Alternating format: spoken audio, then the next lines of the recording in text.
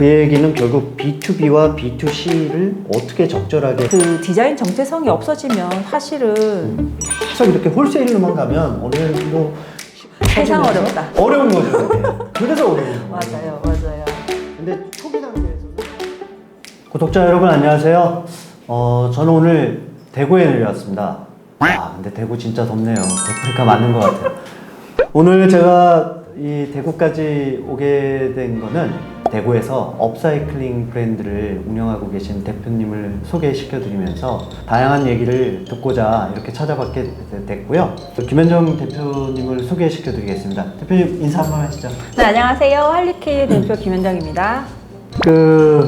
최근에 SNS 보면은 대표님이 막 서울과 대구를 오가면서 직접 운전하시잖아요. 네, 그런 경우가 많죠. 힘들죠. 힘들고 네. 한 4시간 걸려요. 대구에서 서울까지 가는데 저는 이제 미국에 되게 오래 살았거든요. 그래서 장거리 하는 거에 대한 걱정은 사실 그렇게 많진 않아요. 그리고 저는 주로 이제 서울 가면 약속 하나만 잡는 게 아니라 보통 한 3-4개를 타니까 비용을 이렇게 생각하면 차를 운전하는 게 여전히 싸거든요. 네, 그 여건도 그렇고 그래서 또 저희 집에서 KTX 타는 공간까지 왔다 갔다 하면 시간적인 면에서는 거의 비슷하다고 보시면 돼요. 네. 그전에는 어떤 일을 하셨어요? 원래 13년에 한국에 들어왔고요. 네. 그 전에 이제 미국에서 한 16년 거주했고, 거기서 이제 학교 다니고, 뭐, 결혼해서 아기들 키우고, 이제 전업주부로 있으면서 사실은 그때 이제 야금야금 파트타이머로 액세서리 디자인을 했었어요. 제가 좀 하다 보면 하나에 약간 꽂히면 계속 그것만 하는 성격이라 보니까, 이게 양이 너무 많아지면서 가게에다가 내다 팔았어요. 편집샵에다가 스토어에다가 파니까 또 이게 또 판매가 되고 그러면서 이제 프리랜서 액세서리 디자인을 했었고요. 그렇게 하다가 보니까 이제 좀 더 배우고 싶은 것들이 이제 봉제 영역에 있었어요. 한국에 오니까 여러 가지 프로그램이 진짜 많더라고요. 이게 봉제도 그냥 가르쳐 주는데 퀄리티가 남다르게 막 가르쳐 주고 하니까 봉제를 하다가 이제 여기까지 오게 된 케이스예요, 사실은. 네. 생각보다 미싱이 너무 재밌는 거예요. 디자인도 재밌고. 그래서 작업하다가 작업 공간이 필요해서 알아보던 차에 마침 그때 같은 해에 광명 업사이클 센터가 오픈하면서 강사가 필요했었어요.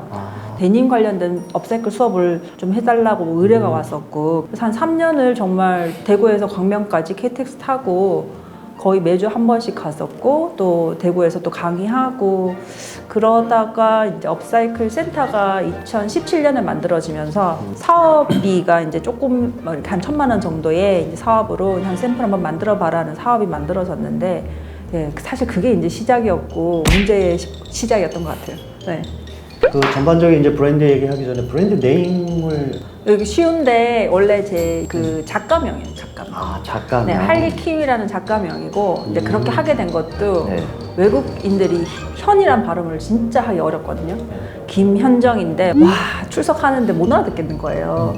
그래서 마침 이제 그러면 나도 닉네임을 하나 만들어야 되겠다 라고 생각하고 이제 만들게 됐었고, 사실 이게 작가 필명인데 그냥 자연스럽게 뭐 처음부터 계획하고 온 게 아니라 뭐 프리랜서 하면서 계속 그런 이름을 사용하다 보니까 이렇게까지 된 것 같아요. 그래서 브랜드 자체가 어떻게 보면 제 아이덴티티가 같이 묻혀 있는 상징성이 있죠. 이제 제품에 대한 얘기를 해야 되는데 네. 지금 뭐 다양한 소재 가지고 이제 업사이클링을 하시게 되는데 네. 저희는 리사이클 위주로 하니까 네네. 업사이클링에 대한 구독자분들의 좀 설명도 필요할 것 같아요. 두 단어에 좀 차이가 있잖아요. 뭐 한마디로 업하고 리하고 차이인데, 사이클이라는 건 이제 순환인 거고, 리사이클은 뭐 저는 간단하게 이제 청바지를 예를 들 때 청바지 한 단을 줄인다. 네. 그건 리사이클이다. 근데 청바지를 해체해서 가방을 만든다? 이제 이건 업사이클이라고 이야기를 하거든요. 그러니까 네. 디자인적인 개념에서 뭔가 하나가 더 들어갔을 때 가치 상승을 한다라는 의미로 업사이클이라고 이야기하고 있고, 그러니까 그렇죠. 형태 자체가 달라진다고 생각하시면 네. 이해가 좀 빠르시지 않을까요? 네. 처음에 어떻게 기획을 하시게 됐어요? 제가 데님을 엄청 좋아했다기보다는 네. 업사이클 소재 중에서 데님만큼 좋은 소재는 전 없다고 생각해요. 왜냐면 청바지가 사실 누가 사용하고 어떤 브랜드고 얼마나 사용하냐에 따라서 같은 데님의 색깔이 없거든요. 네. 그래서 저는 하나의 사람으로 봤을 때 약간 나이 아니면 나무로 봤을 때 나이테 같은 하나의 만들어지는 되게 자연스러운 과정이라고 생각하는데 그렇게 물 빠짐이 느낌이 되게 좋아서 작업을 하게 됐던 게 데님이었어요. 네. 그리고 사실 면 같은 경우는 물이 빠지고 부드러워지고 이런 과정이 있다 보니까 생지보다 전 더 매력 있다고 생각하는 소재고요. 그게 어떻게 보면 자연스럽게 레드 디자인 어워드까지 받게 됐던 과정이었던 것 같습니다. 네. 네. 그러면 이런 이제 데님 그 백을 만듦에 있어서 처음 단계부터 좀 설명을 해주시면 어떻게 네. 수거를 하세요? 처음에는 이제 지인들한테 물었었죠. 네, 아. 청바지 모으기가 쉽지는 않았거든요. 네. 뭐 동네 바자회에 가기도 하고 해서 소량으로 처음엔 제작을 했었고요. 음. 근데 저희가 이제 데님 업사이클 하는 거를 이제 많이 좀 관심 가지고 봐주셨던 분들이 있었고 작년에는 현대백화점하고 신세계 백화점하고 해서 청바지 한 9,000장 정도 모았었어요. 아무래도 일반인들도 청바지를 뭐 한 10벌씩 정도는 대부분 가지고 계시잖아요. 근데 뭐 이거 집에 놔두면 옷장에만 있지 결국은 스타일 달라지거나 뭐 체형이 변한다거나 왜 살 빼가지고 입어야지 그래도 안 되잖아요. 그리고 어쨌든 제품이 돌아와도 뭐 디자인이 다시 복귀를 한다 하더라도 10년 전에 디자인해서 뭔가 수정 거치니까 생각보다 옷장에 있는 청바지들이 많으신 것 같아요. 그래서 그런 청바지들을 저희가 한 7,000장 수거 받아서 네, 지금도 작업하고 있습니다. 그러면 그거를 수거를 해서 해체 작업을 그쵸. 하시고 해체하고 그 해체 과정을 대구에 있는 시니어 클럽이라고 계세요. 지금 한 저희랑 4년째 작업을 하고 계시는데 청바지를 해체를 해가지고 이렇게 원단처럼 만드는 과정들을 거친 다음에 네. 제품으로 생산이 되죠. 네. 그래서 좀 데님 업사이클 같은 경우는 핸드크래프트한 성격이 굉장히 강해요. 그런 것 같아요. 그러니까 이 가방을 딱 보고 느낌이 하나하나의 작품이 다 다른 거잖아요. 네. 네, 그 장점이 있는 것 같고 진짜 한 땀 한 땀 이렇게 정성이 다 가 있는 이런 네. 느낌이 딱 들더라고요. 이 가방을 봤을 때. 근데 현대백화점, 뭐 신세계백화점하고 이렇게 공동 프로젝트로 진행하게 되면 소비자분들이 그냥 자발적으로 그냥 기부를 하시는 거예요? 백화점에서 그런 이벤트를 행사를 하셔가지고 네. 백화점에서도 ESG 경영에 관심이 많으셔서 그렇죠. 그쪽 백화점 단위에서 프로모션을 하셨어요. 그래서 뭐 그냥 완전히 뭐 공짜로 받고 이런 건 아니었고 아, 뭔가 뭐 주는 네네 살짝 기본 링크가 있었고 근데 네. 이런 환경에 대한 어떤 것들을 한번 같이 동참하자만 이런 쪽으로 하셨고 저희는 이제 일단 기부를 그냥 받았습니다. 네. 야, 이러면 참 부럽네요. 절대 부러워하실 게 없는 게 사실은 제작하는데 비용이 훨씬 많이 들어요. 아, 그렇죠. 네, 그래서 업사이클 그랬을 때 막 원단이 그냥 있으니까 쓰면 되지 않나 뭐 그러는데 이거 다 정렬하는 거 자체가 다 비용이고 그렇죠. 일반적인 제품들 만드는 거보다 제작 과정이 훨씬 더 복잡해요. 예, 그냥 원단 잘라서 뭐 봉제하시면 되는 그런 과정이 아니라 또 제작하시거나 패턴 뜨시는 분들도 손이 더 가거든요. 업사이클, 리사이클 브랜드가 왜 비싸? 자꾸 소비자분들이 이런 퀘스천을 던지기 마련인데 전반적인 만드는 공정에 있어서의 어려움, 수많은 시간과 에너지가 들어가는 이런 거를 납득하신 분들은 아 이게 훨씬 밸류어블하다라는 거를 느끼고 이제 구매를 해주시는 반면에 그래도 그분들이 느끼기에는 비싸 이런 분들이 있기 마련이에요. 뭐 할 수 없는 것 같아요. 네. 할 수 없고 근데 예쁘네 그러고 사시는 분들이 전 제일 좋아요. 한국 시장이 진짜 까다로워요. 제가 봤을 때는 한국 고객이 우리나라 사람들만큼 까다로운 사람들이 없고 사실은 그게 굉장히 동기부여도 되거든요. 예를 들어서 영화 같은 경우도 박찬욱 감독도 그렇게 말씀하셨잖아요. 우리나라 관객들이 정말 까다로워서 거기에 맞추다 보면 그 상향으로 될 수밖에 없는데 전 디자인 쪽도 그런 것 같아요. 만약에 포지셔닝을 한다고 했을 때도 그러니까 뭐 친환경, 비건 사실 이제 이거는 요즘 화두가 되잖아요. 그러면 결국은 저희가 경쟁하는 거는 그냥 친환경 업사이클로 소비자들한테 가는 게 아니라 일반 디자이너 브랜드나 기업하고 경쟁하게 될 수밖에 없는 상황이거든요. 작은 브랜드가 성장하려면 결국은 디자인에서 오는 매력도 그게 제일 중요한 것 같습니다. 맞습니다. 이 진짜 여기에 이 투여된 시간과 에너지와 이 정성이 딱 느껴지는 거였어요. 정말 이거 작업하고 한 100개 만드는데 저희 원단 제작하는 게 한 1년 걸려요. 예, 그래서 굉장히 소량으로 생산하는데 요런 거는 사실은 대표가 결정하지 않으면 할 수 없는 맞아요. 시장성이 전혀 없는 그 최근에 이제 소재로 봤을 때는 작년도부터였나요? 이 커피 마대자루 네. 예, 이거를 활용을 해서 제품을 만들시기도 했는데 이 네. 제품도 좀 설명을 해주시면. 여기 지금 보시면 이 프린트 문양 있잖아요. 네네.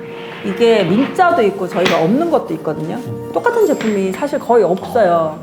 마대가 그 원두를 담아온 포대를 이용해서 만든 네. 제품이다 보니까 이런 프린트들은 그 커피 태너리에서 직접 자기네들이 이제 프린트 한 거거든요. 저희 이제 그대로 그냥 사용하죠. 네. 하는데 이게 다 황마 베이스로 되어 있으니까 되게 튼튼하고 좋아요. 예. 처음엔 조금만 사용해야지 하고 썼다가 아 이게 생각보다 색감이 너무 좋다. 그래서 이제 찾다가 보니까 국내에서 제일 많이 원두를 수입하는 업체를 저희가 섭외가 됐어요. 이따가 혹시 밖에서 저희 커피 마대 이렇게 쌓아놓은 거 보시면 놀라시겠지만 네.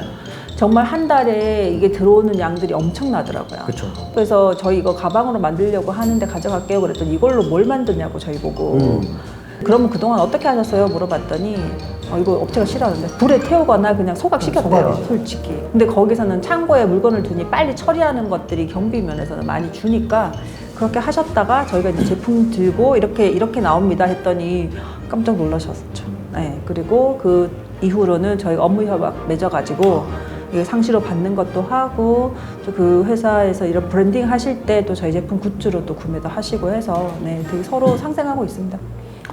그리고 옆에 이제 그 레더 트리밍이 들어가 있는데 네네네네. 그 소재도 좀 설명해 주시죠. 한지 가죽이라고 해서 비건 소재로 저희가 만들고 있는데요. 요 소재가 이제 생각보다 물에 진짜 강해요. 옛날에 한지를 오칠을 하면 이게 방수가 돼서 가구도 만들고 요강도 만들고 그랬었거든요. 이것도 찾게 됐던 게 19년 1월에 메종오브제라고 프랑스에 갔었어요. 그 행사에 갔는데 이제 업사이클이니까 유럽 애들이 좋아하겠지 하고 막 되게 기쁜 마음으로 갔거든요.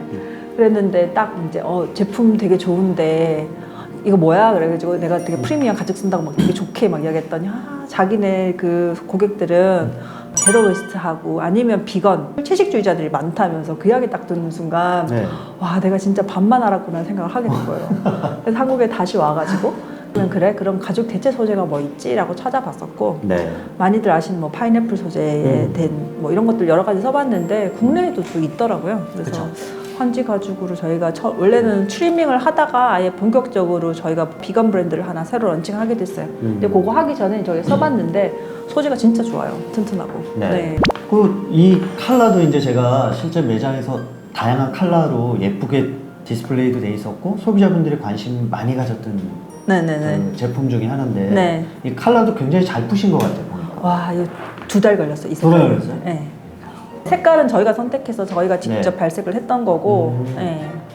예쁘죠 색깔. 네, 되게 잘 나왔어요. 색깔에 굉장히 예민합니다. 네.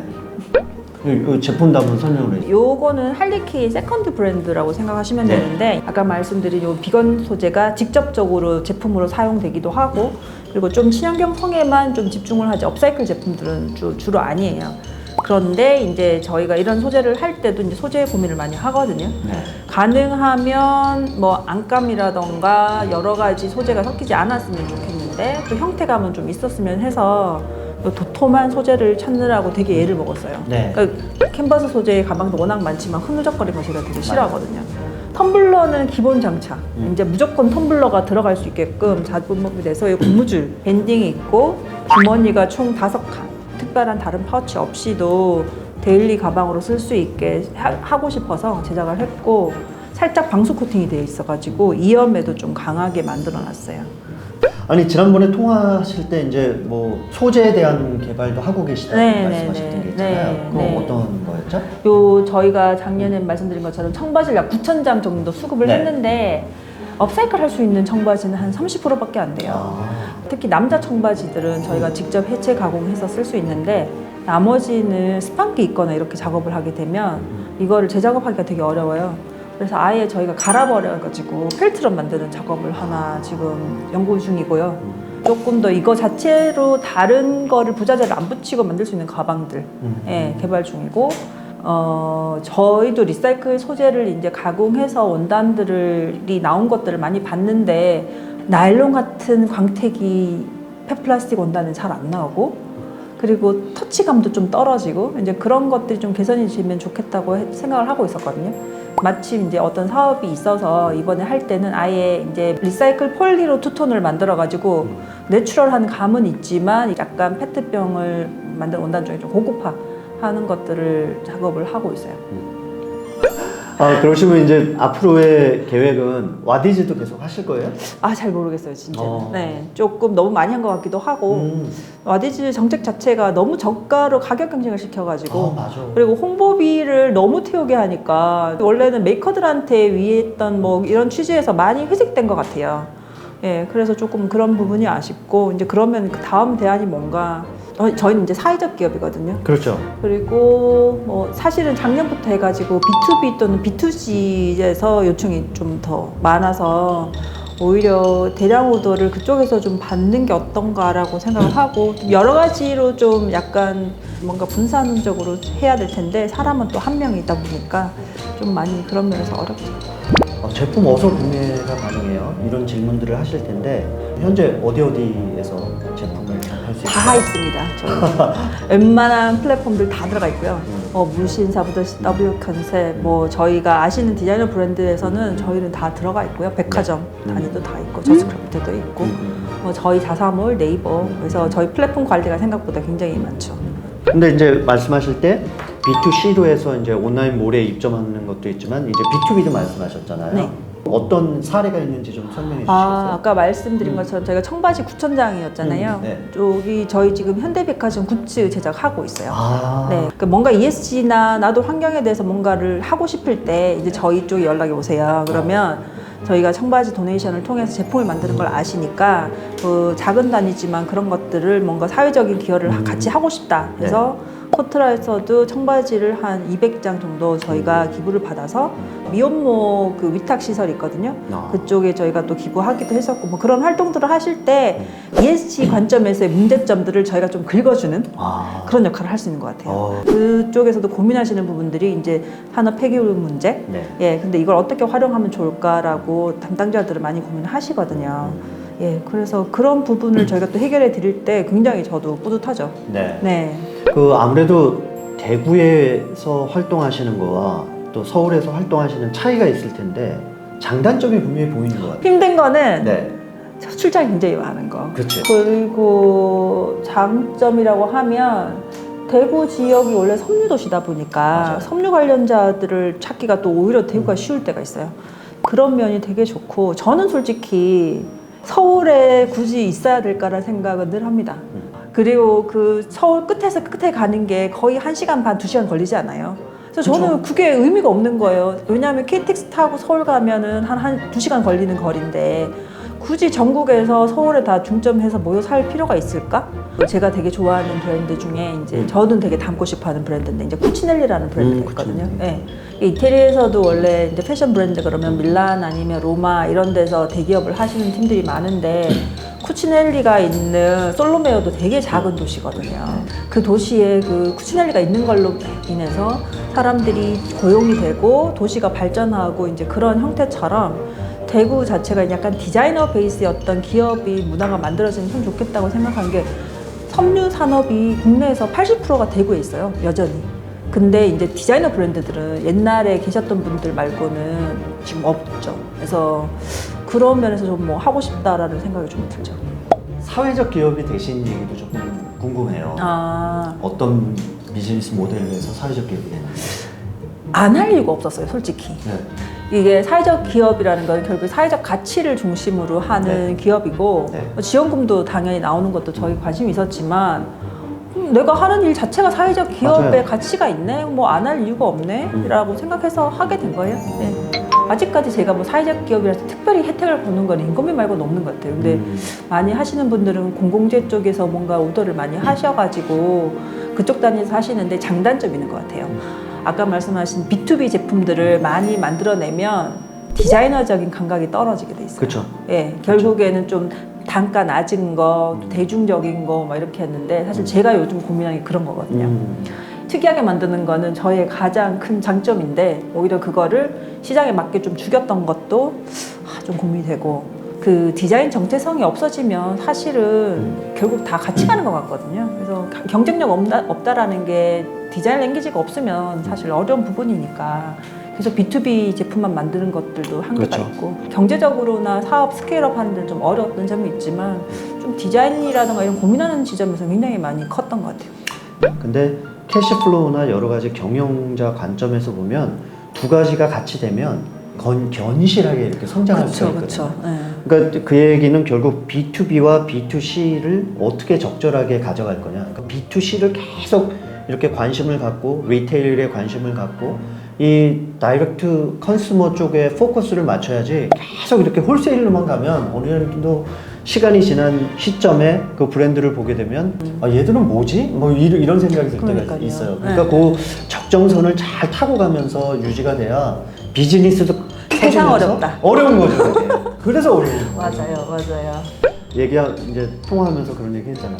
대표님이 막 이런 마케팅적으로 얘기하실 때 대표님 제가 이미 성공을 했으면 이렇게 자문을 구할 텐데 맞아. 저도 베이비예요. 이제 발 떼고 있는데 힘들어. 투자자 관점에서 우리의 애로점도 있지만 진짜 사회적으로 뭔가 중요하고 밸류에 대해서 생각을 하고 미래에 대한 것도 생각을 하면 진짜 좋은 투자자를 만났으면 좋겠어. 저는 같이 상생할 수 있는 플랫폼이 되면 진짜 업계 자체가 활성화될 수 있는 그런 충분한 포텐셜을 갖고 있는 걸 알리고 싶어요. 저는. 진짜 다들 물어보시는 것들 중에 데님으로 시작했을 때 데님이 그렇게 수급이 돼라고 이야기하시거든요. 쓰레기 진짜 많습니다. 생각보다 너무 많이 버려지고 있고 그래서 한 회사가 이걸 다 안을 수도 없는 상황이거든요. 분명히 같이 했을 때 더 상승할 수 있는 것들이 있을 것 같아요. 그게 계열화돼서 뭐 네. 서플라이 체인 매니지먼트 또 유통까지 뭐 전반적인 게 충분히 더 볼륨화가 될 수 있는 것도 가능하지 않을까. 예, 오늘 그래서 이제 대구까지 내려와서 이 할리케이 대표님과 업사이클에 대한 얘기 또 뭐 여러 가지 주제를 가지고 얘기를 하다 보니까 시간이 훅 간 것 같아요. 이야기 계속 딴 데를 막 세고. 근데 너무 재밌는 것 같아요. 이게 예, 끝으로 이 구독자분들께 인사하시면서 오늘 인터뷰를 마쳤으면 합니다. 일단 대구까지 와주셔가지고 너무 감사하고요. 저도 계속 저스크래프트 유튜브 잘 보고 있거든요. 그래서 애청자로서 뭐 지금까지 가는 행복 앞으로도 계속 많이 응원해 주셨으면 감사하겠고 저스크래프트가 정말 국내에서 이런 친환경 브랜드를 찾으실 때 어디든지 찾을 수 있을 수 있도록 그렇게 성장했으면 저희도 좋겠고요. 같이 화이팅! 앞으로도 서로 잘 됐으면 하는 바람입니다. 네. 오늘 인터뷰 마치겠습니다. 구독자분들 감사합니다. 수고하셨습니다.